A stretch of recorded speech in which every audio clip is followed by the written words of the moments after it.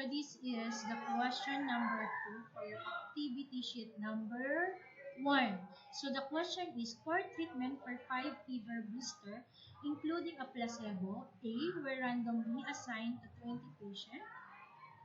The data below showed for each treatment the number of days were from initial appearance of blister until healing is completed. So we have your treatment A, B, C, D.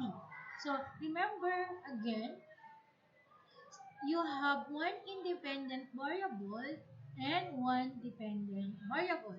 So this is the test hypothesis at 5% significant level that there is no difference between the 4 treatment with respect to the mean time of healing.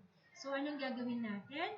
Okay, we need to encode the data. Again, for us to analyze if your manual computation is correct, we will going to use Excel. So first, click the data, and after clicking the data, click data analysis. Since this is a single factor ANOVA, which is same as your one-way ANOVA, click OK. Then select your data. After selecting the data, choose row. Remember, from first levels in the first row, dito makikita natin ang nakalagay ay column. So, itong column na to would be your level. And it's important to check it.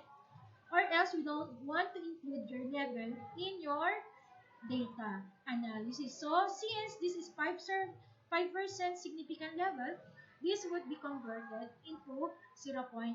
And then, click OK.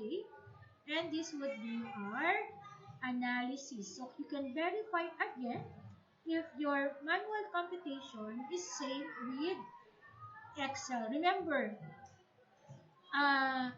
this is just a basis if your manual computation is correct or incorrect.